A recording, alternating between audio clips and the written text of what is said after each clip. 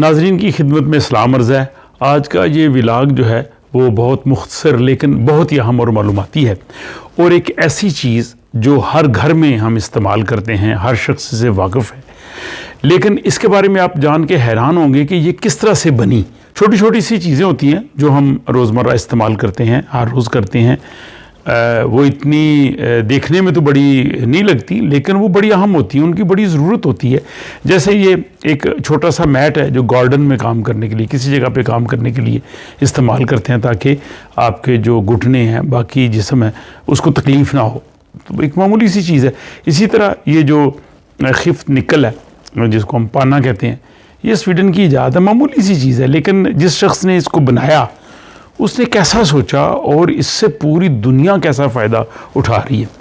اور آج کی جو چیز ہے اس کو ہم سویڈش میں ڈسک تھراسا، یعنی جو کچن میں کام کرنے کے لیے وہاں پہ جو پانی ہوتا ہے اس کو جذب کرنے کے لیے، سنک کو صاف کرنے کے لیے جو استعمال کرتے ہیں، اردو میں ہمارے ہاں شاید اس کو صافی کہتے ہیں، یہاں اس کو تھراسا کہتے ہیں۔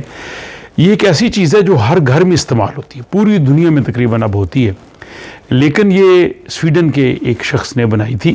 اس کا نام کرٹ لنڈقویسٹ تھا اور وہ 1908 میں پیدا ہوا، 1988 میں اس کا انتقال ہوا۔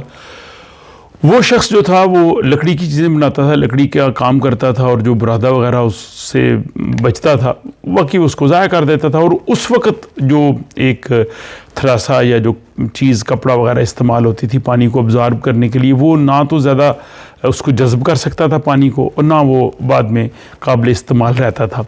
اب اس نے سوچا کہ کیوں نہ یہ جو سیلولوز جو لکڑی کا ایک جزو ہوتا ہے، یہ جو اس کو باقی جو بچ جاتا ہے، اس کو میں کسی طریقے سے اس طرح سے استعمال میں لاؤں کہ ایک تو یہ بھی استعمال میں آ جائے اور ایسی چیز بنے جس سے لوگوں کو فائدہ ہو۔ اس نے یہ کیا کہ وہ جو سیلولوز برادہ تھا اس میں اس نے کاٹن کو مکس کیا، اور مکس کر کے یہ تھراسا جو ہے یہ اس نے بنا لیا۔ اور جب اس کو اس نے دیکھا تو یہ تو زبردست تھا، پانی کو جذب کر لیتا تھا، جلدی خشک ہو جاتا تھا، کئی بار استعمال کیا جا سکتا تھا۔ اس نے کہا جی یہ زبردست ہے، اور پھر 1949 میں جو ہے وہ ایز اے پیٹنٹ اس کو اس نے رجسٹر کروایا۔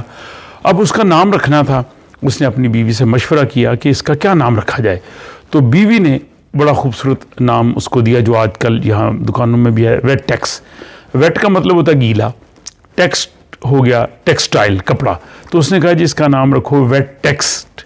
تو ویٹ ٹیکس جو ہے وہ اب ہر جگہ پہ چلتا ہے، اور اس کی بیوی نے اس کو نام دیا، واقعی وہ بڑا مقبول ہوا۔ اور یہ درست بات ہے کہ ہر کامیاب شخص کے پیچھے بیوی کا ہاتھ ہوتا ہے۔ میں نے بھی یہ اپنا یہ جو یوٹیوب چینل شروع کیا اپنی بیوی کے کہنے پہ کیا ہے۔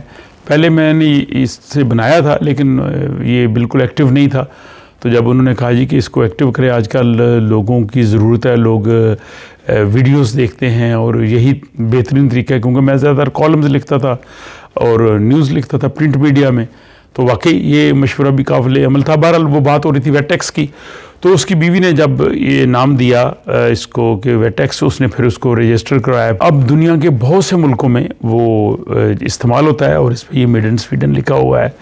تو بات یہ کہنے کی ایک چھوٹی سی چیز تھی، اس شخص نے سوچنے کی کوشش کی کہ کیوں نہ اس کو استعمال کیا جائے۔ ہمارے ہاں اس چیز کی کمی ہے۔ یہاں پہ ایک دفعہ ایک محفل تھی جس میں پاکستان کے جو امبیسڈر تھے سویڈن میں، وہ بھی وہاں پہ تھے۔ وہ کہتے ہیں یہاں مجھے مختلف کمپنیز میں جانے کا موقع ملا ہے، اور کمپنیز کے جو ہیڈ ہیں سی اوز وہ کہتے ہیں جی کہ پاکستانی جو لوگ ہیں، اسٹوڈنٹس ہیں آپ کے، بڑے محنتی ہیں، بہت اچھی طرح سے کام کرتے ہیں، انٹیلیجنٹ ہے، لیکن وہ آؤٹ آف دا بکس نہیں سوچتے، وہ روٹین کے مطابق کام بہترین کرتے ہیں، لیکن اس میں کوئی تبدیلی لانا، اس سے بہتر کرنا، انوویشن، وہ نہیں وہ کرتے۔ تو میں نے کہا کہ اصل میں مسئلہ یہ ہے کہ ہم بچپن سے ہماری تربیت ایسی ہوئی ہوتی ہے، ہم کوئی بھی کام کرنے لگتے ہیں ہمیں گھر سے روکا جاتا ہے، باہر سے روکا جاتا ہے۔ آپ بھی اپنی زندگی میں دیکھیں، زیادہ مرتبہ آپ کو روکا گیا ہوگا، بلکہ 90% آپ کو روکا گیا ہوگا کوئی بھی کام کرنا ہے، اور یہ نہ کرنا، وہ نہ کرنا، یہ ہو جائے گا۔ اور دوسری ہم روٹین کے مطابق ہی چلتے ہیں، ہمارے ہاں وہ انوویشن کا کانسیپٹ ہی نہیں ہے۔ یہاں پہ آپ دکانوں کو دیکھیں، ہر دکان میں آپ جائیں تو 2 4 6 مہینے کے بعد جائیں تو انہوں نے چینج کی ہوگی، جو چیزیں دودھ وغیرہ ایک جگہ پہ پڑا وہ دوسری جگہ پہ ہوگا، جو ان کے کاؤنٹر ہے وہ تبدیل ہوں گے، اس میں لوگوں کو ایک اچھی لک نظر آتی ہے تو وہ تبدیل کرتے رہتے ہیں۔ ہمارے ہاں جو دکانوں میں جو چیزیں ہیں، جو ہمارے گلی محلوں میں جو دکانیں ہیں، آپ 20 سال کے بعد بھی جائیں جہاں پہ اس نے اس وقت چینی رکھی تھی آج بھی وہیں ہوگی، جہاں پہ وہ بیٹھتا وہیں ہوگا. بہت کم انوویشن ہے. یہ تو خیر سر راہ میں نے بات کی ہے.